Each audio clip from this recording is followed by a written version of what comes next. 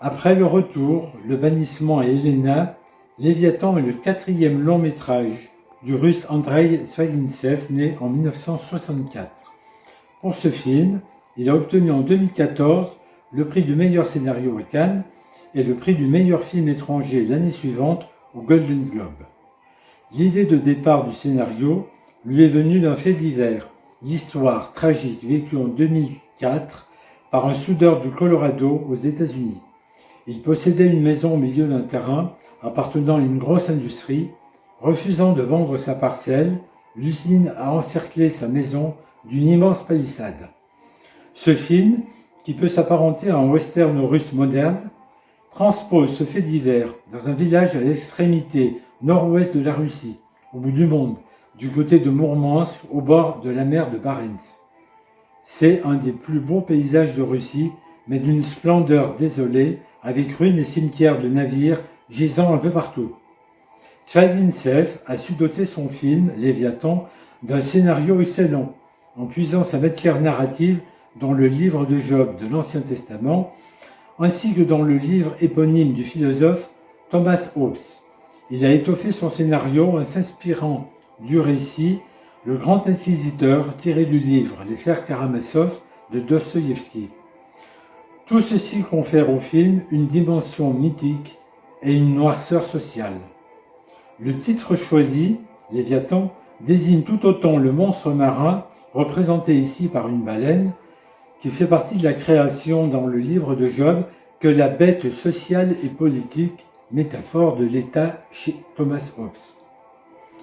Plus généralement, Zvягintsev s'interroge sur le lien que tout homme noue avec l'État, monstre nécessaire qui oblige l'individu à mettre en balance liberté et sécurité. En effet, le film marqué par l'omniprésence en Russie d'une classe politique aux méthodes mafieuses, une justice aux ordres et une église orthodoxe avide de pouvoir et de rayonnement. Le sujet, une tragédie qui s'abat sur l'univers familial de Kolya, garagiste, sa femme Lilia et son fils né d'un premier mariage, Romain. Le maire corrompu souhaite les exproprier à un prix dérisoire. Kolya, qui a toujours vécu là, qui a construit la maison de ses propres mains, se retrouve bouc émissaire d'un pouvoir absurde. Dans un pays où la liberté est bafouée, Kolya n'a d'autre choix que d'endurer ou de se résigner à tout perdre, à l'image du Job biblique. Pour Zvягintsev, en Russie, le pire est toujours certain. Son film offre une richesse inouïe de thèmes de réflexion. Il n'est question que de trahison, trahison de l'amour, de l'amitié, de la foi, de la loi. Ce cinéma moral est fondé sur l'individu dans ses choix et dans ses actes. La violence y est constante. Elle est même la trame du film. Des forces incontrôlables sont déclenchées à l'image de la scène de la pelleteuse comme avatar d'un léviathan mécanique qui broie tout sur son passage. Fait nouveau pour Zvягintsev, sa filmographie peut être très drôle. Ne ratez pas une des plus belles scènes de biture de l'histoire du cinéma. Il a réalisé avec son co-scénariste Oleg Negin, compère de route, une mise en scène puissante qui révèle toute l'épaisseur de ce film noir, chaotique et distendu. Sa manière de filmer est contemplative, avec de longs plans séquences, d'une extraordinaire fluidité, des cadrages somptueux, des images magnifiques du Grand Nord russe, œuvre du chef opérateur Mikhail Krishman, autre fidèle compagnon.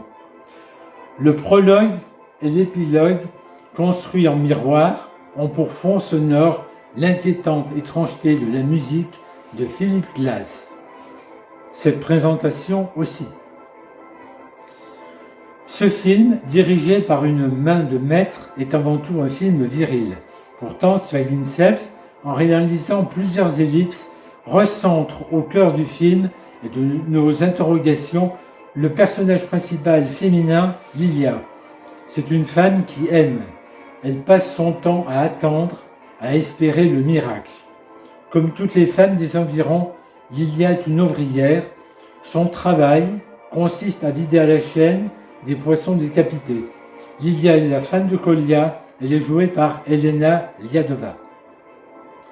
3 hommes partagent les rôles principaux, le bon, l'homme de loi et la crapule. Kolya, le bon, interprété par Alexis Serebriakov, est un homme profondément honnête. Il s'imagine pouvoir résister dans ce microcosme où les dés sont pipés.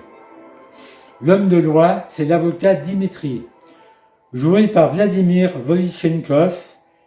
Respectueux des lois, il défend avec impartialité son ami Kolya en se basant uniquement sur les faits.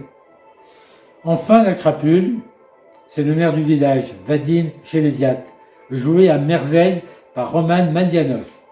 Bien que son personnage soit imbuvable, il arrive à lui donner une touche comique.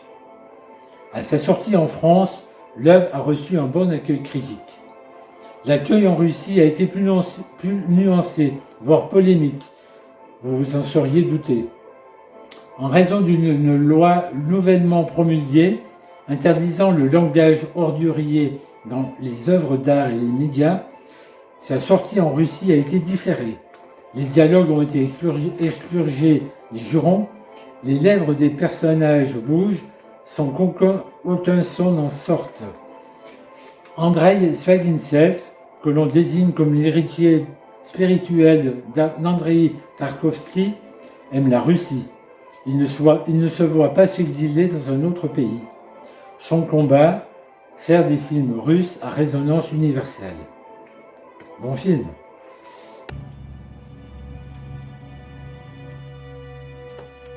Вы сейчас здесь не имеете права здесь находиться.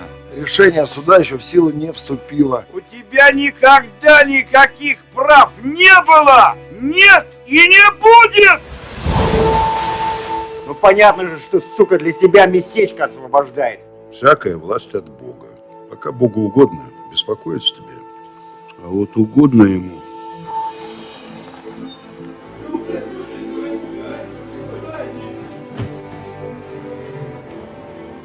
Я же вам объясняю, прокурора нет на месте, а я не уполномочена. Натика, полистайте. Ну, а если я не буду читать вот это, тогда что? Я-то думал, что в этом городе для тебя ничего невозможного нет. Я хочу, чтобы Николай остался при своем. Люблю тебя. Я знаю. Не отстрелялись, у меня мишени поинтереснее. А из нынешних кого нет? Мало исторического зазора.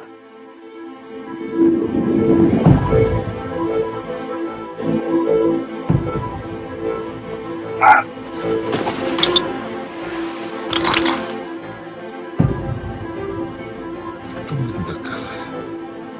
Ты в Бога веришь?